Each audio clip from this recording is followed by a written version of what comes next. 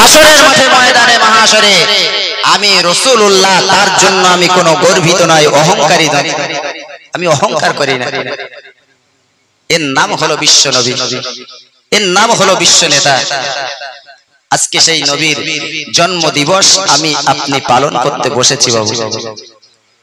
তাহলে আমার আপনার মনে রাখতে হবে সেই নবীর ভালোবাসাটা কতটা আমরা নিজেদের মনের ভিতরে রাখতে পেরেছি। যদি নবীর ভালোবাসাটা রাখতে পারি তাহলে আমাদের নবী দেওয়াটা সার্থক হবে বলে মনে করি। মানুষকে দেখানোর জন্য নয়, যদি আমরা মানুষকে দেখানোর জন্য করি এর জন্য কোনো লাভ হবে না, কোনো সওয়াব হবে না। আমাদেরকে দেখতে হবে যে আমরা প্রকৃত নবীকে ভালোবাসতে পেরেছি কিনা, নবীর ভালোবাসাটা আমার ভিতরে আছে কিনা। যদি নবীর ভালোবাসা আমার ভিতরে থাকে, নবীর আদর্শগুলো যদি আমার ভিতরে থাকে, সেটাই হবে আমার আপনার জন্য নাজাতের ওসিলা। জোরে বলুন সুবহানাল্লাহ। আজকে নবীর ভালোবাসাটা রাখুন, নবীর মহব্বতটা রাখুন।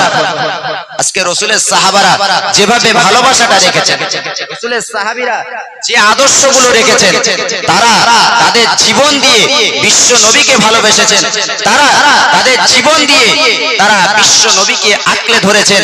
যতদিন তারা পৃথিবীর জমিনে ছিলেন বিশ্ব নবীর ভক্তি ভালোবাসা তারা কিন্তু ছাড়েন।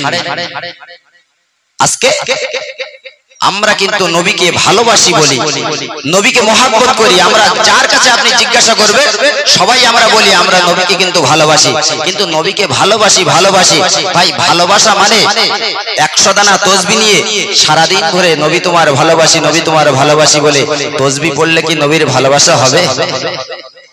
হ্যাঁ হবে? হবে না। তাহলে ভালোবাসতে গেলে নবীর আদর্শটা নিজের জীবনে আগে বাস্তবায়ন করতে হবে।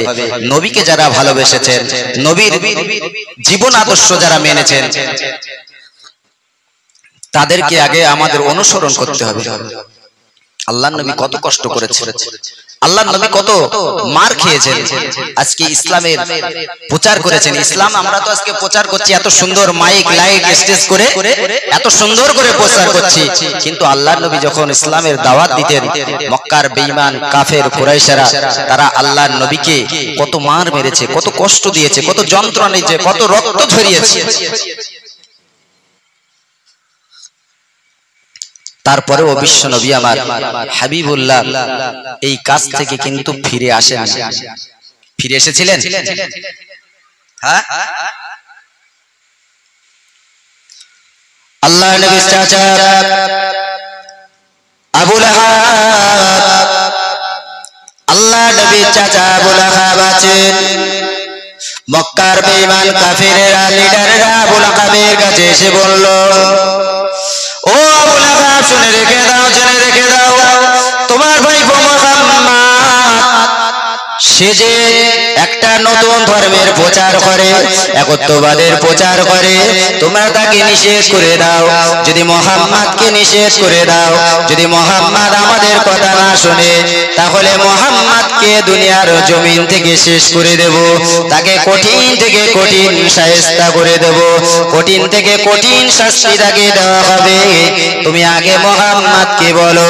আর যদি মুহাম্মদকে আমরা কয়েকটা অফার দিয়ে যাচ্ছি, মুহাম্মদ যদি আমাদের অফারগুলো নিয়ে নেয়, তাহলে আমরা মুহাম্মদকে কিছু বলবো না।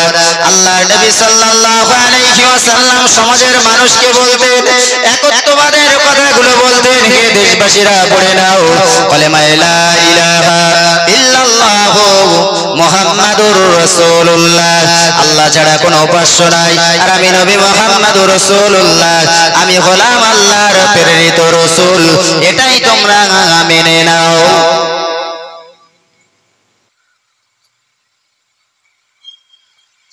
তোমরা এটা মেনে নাও।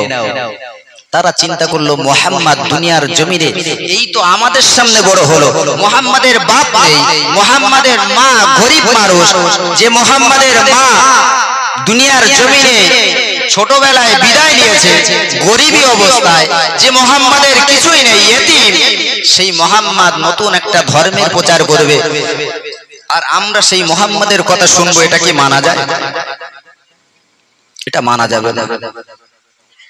অতএব মুহাম্মদ যে ভালো মানুষ এটা কিন্তু তারা বিশ্বাস করতেন। আল্লাহ নবী সাল্লাল্লাহু আলাইহি ওয়াসাল্লামকে তারা এতটা বিশ্বাস করতেন, এতটা মানতেন আল্লাহর নবীকে, এতটা বিশ্বাস করতেন। এখন যেমন ব্যাংকে কোনো টাকা পয়সা আমরা অর্থবিত্ত রেখে আসি, সেই সময় ব্যাংকের ব্যবস্থা ছিল না, তাদের সমস্ত সহায় সম্পদ টাকা পয়সাগুলো আমানত হিসেবে আল্লাহর নবী বিশ্ব নবী জনাবে মুহাম্মদুর রাসূলুল্লাহ সাল্লাল্লাহু আলাইহি ওয়াসাল্লামের কাছে রেখে আসতেন। কারণ তারাই তো একদিন উপাধি দিয়েছিলেন আল আমিন, অর্থাৎ বিশ্বাসী। কারা? মক্কার বেঈমান কাফেরেরা, যারা ঈমানের কলেমা পড়েনি, যারা মুসলমান হয়নি, তারা এমন করে বিশ্বাস করতেন, তারা এমন করে বিশ্বাস করতেন এমন মুহাম্মদকে একজন সত্যবাদী বলে, অথচ মুহাম্মাদের কলেমা তারা পড়ে নেননি। আল্লাহর নবী সাল্লাল্লাহু আলাইহি ওয়াসাল্লাম যখন একত্ববাদের কথাটা বলতেন, ওই সময়তে তারা মুহাম্মাদের বিরোধিতা করে তার চাচার কাছে এসে বলল, তুমি প্রথমে মুহাম্মাদকে অপাটা দিয়ে দাও, মুহাম্মদ যদি নেতা হতে চায় মুহাম্মাদকে আমরা নেতা বানিয়ে দেব, মুহাম্মদ যদি এমন করে অর্থবিত্তের মালিক হতে চায় তাকে আমরা অর্থবিত্ত মালিক করে দেব, মুহাম্মদ যদি এই রাজ্যটা চেয়ে যায় মুহাম্মদকে আরো বিশ্বের অর্ধেকটা তার নামে লিখে দিয়ে তাকে রাজত্ব দিয়ে দেব, যদি মুহাম্মদ চায় তাকে এমন করে বিশ্বের, এমন করে আরব বিশ্বের যত মহিলা আছে সুন্দরী মেয়েদেরকে মুহাম্মদ যদি চায় জীবন সঙ্গিনী করার জন্য আমরা তাতেও রাজি, মুহাম্মদকে জীবন সঙ্গিনী করার জন্য সুন্দর সুন্দর মেয়েদেরকে দিয়ে দেব। যদি মুহাম্মদ আমাদের কথায় রাজি হয়ে যায় মুহাম্মদকে একটাবার বলবে।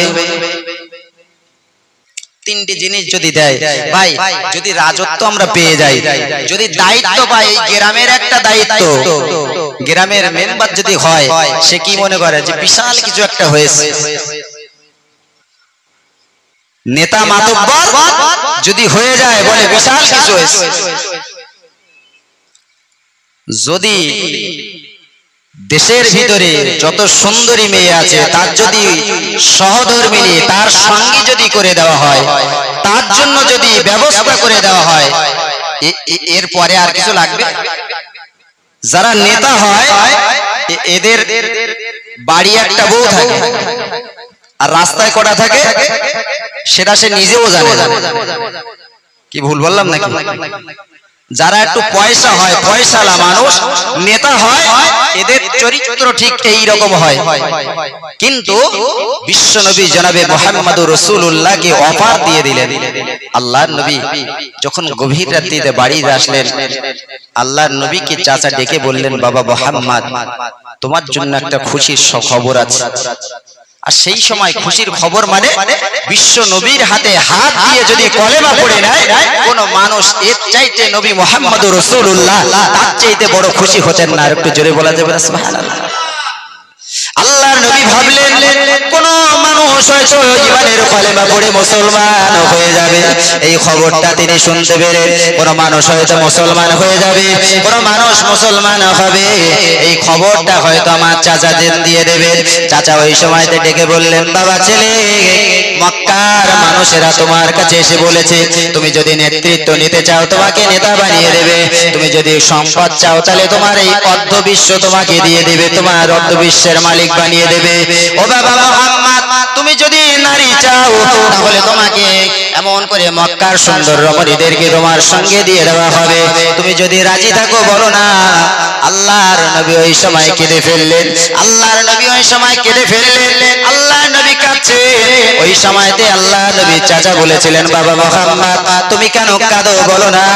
ওই সময়তে আল্লাহর নবী ওই সময় বলেছিলেন, ও আমার চাচা যারা, আজকে আমার আব্বা দুনিয়ার জমিনে নাই, আমার মা দুনিয়ার জমিনে নাই, আমি মুহাম্মদ আমার জন্য আহা বলার মতো পৃথিবীর জমিনে কেউ নাই, আপনি আমার একমাত্র সাহারা, আপনি আমার পাশে দাঁড়িয়ে আছে, আর আপনি যদি আমাকে সহযোগিতা না করেন আমি মুহাম্মদ আমাকে কে দেখভাল করবে, আমাকে গাইড দেওয়ার মতো এই পৃথিবীর জমিনে আর কেউ নাই, তাই আমি মুহাম্মদ কান্না শুরু করে দিয়েছি।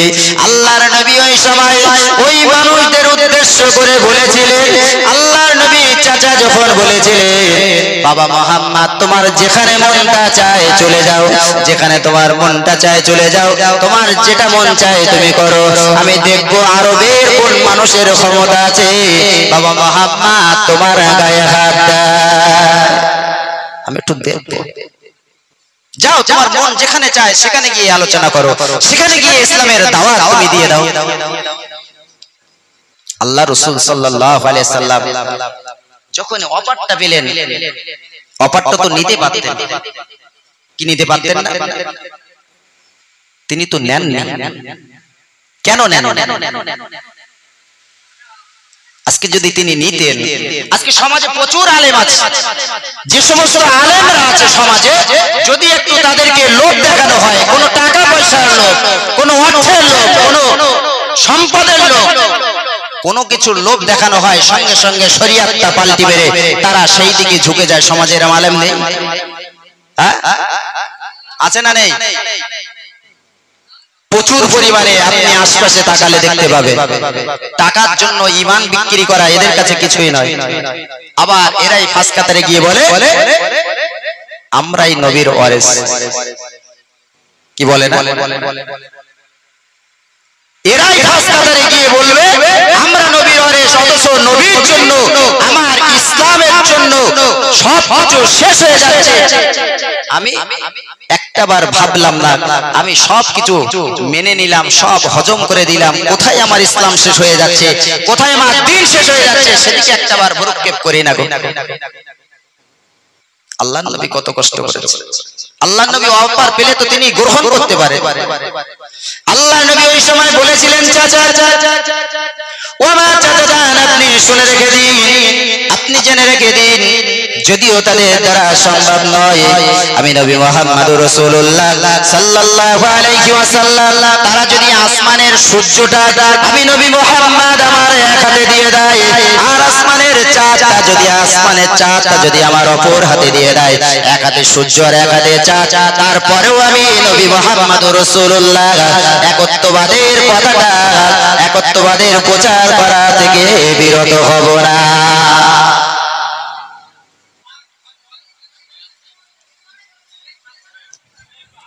কি ব্যাপারে এরা একবার এদিকে একবার ওদিকে কেন? হ্যাঁ,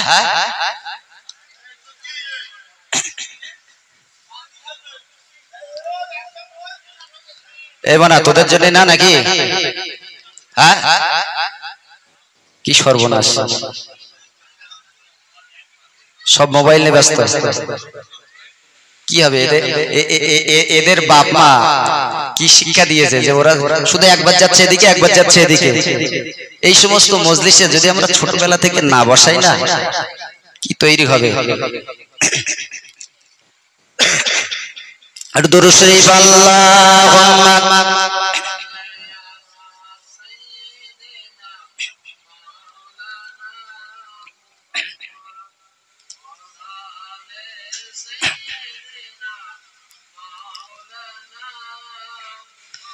रहमत आलम नबी नूर मुज़स्सम,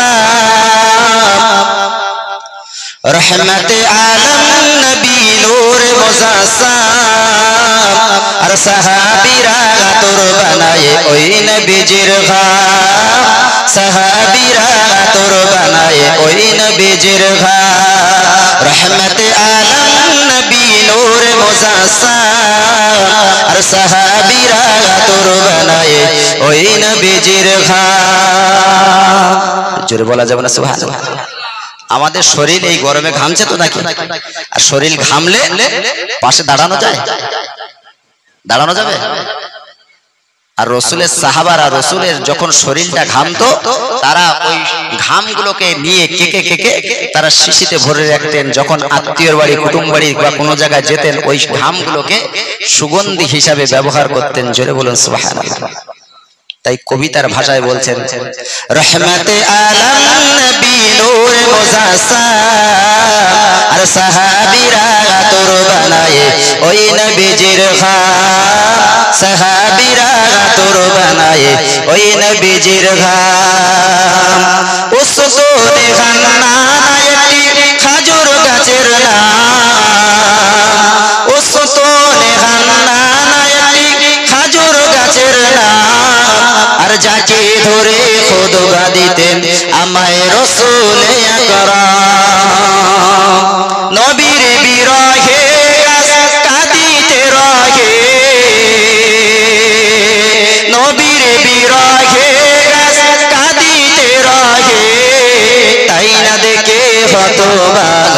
সাহাবায়ে কিরাম রহমতে আলম নবী নূরে মুজাসসাম আর সাহাবীরা আতর বানায় ওই নবীজির খাম সাহাবীরা আতর বানায় ওই নবীজির খাম আল্লাহুম্মা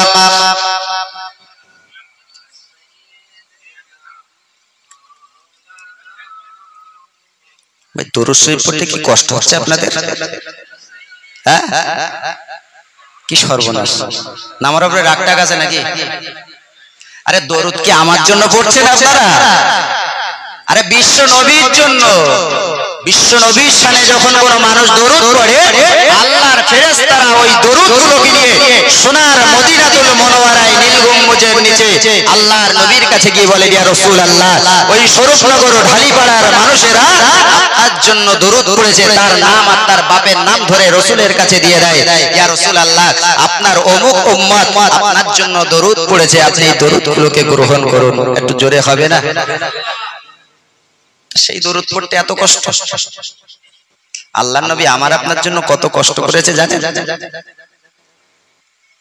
আল্লাহর নবী সাল্লাল্লাহু আলাইহি ওয়াসাল্লাম যখন দুনিয়ার জমিনে একত্ববাদের কথাটা বলতেন, সমাজের মানুষের কাছে যখন কলেমার দাওয়াতটা দিতেন, আল্লাহর নবী সাল্লাল্লাহু আলাইহি ওয়াসাল্লামের দেওয়া কলেমার দাওয়াতটা মক্কার বেঈমান কাফেররা মেনে নিল না।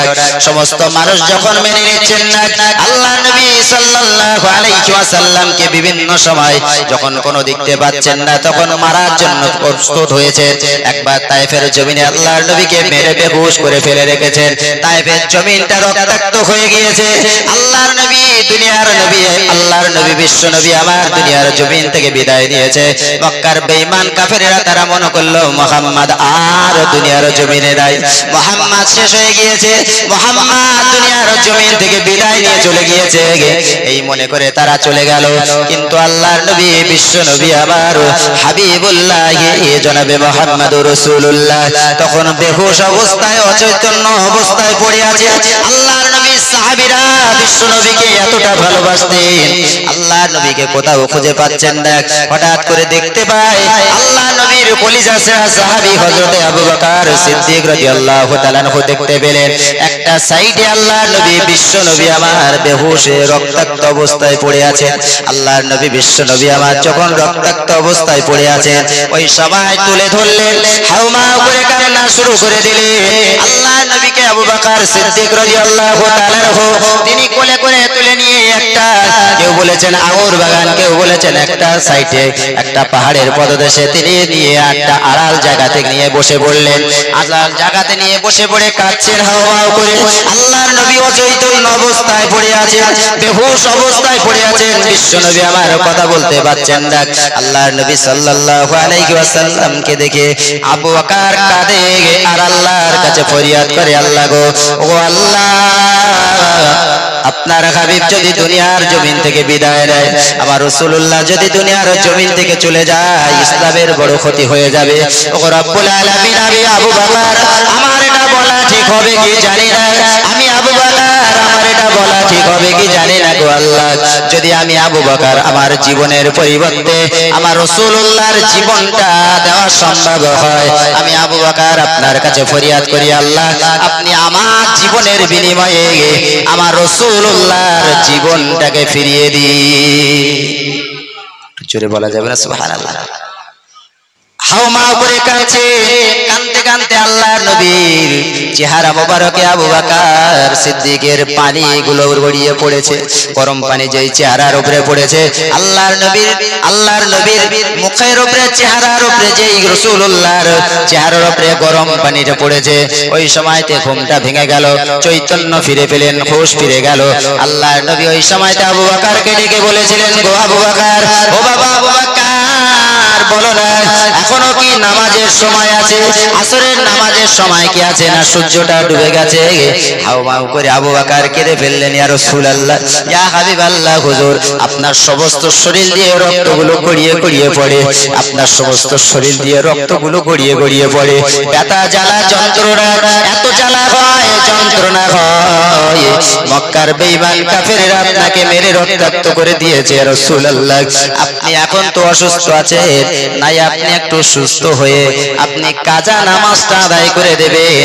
ওই সময়তে আল্লাহর নবী বলেছিলেন, আবু বকর তুমি আমাকে একটু তুলে ধরো, আমাকে একটু তুলে ধরো, আমি আল্লাহর আসরের নামাজটা, আল্লাহর হুকুমের আসরের নামাজটা আদায় করে নিই।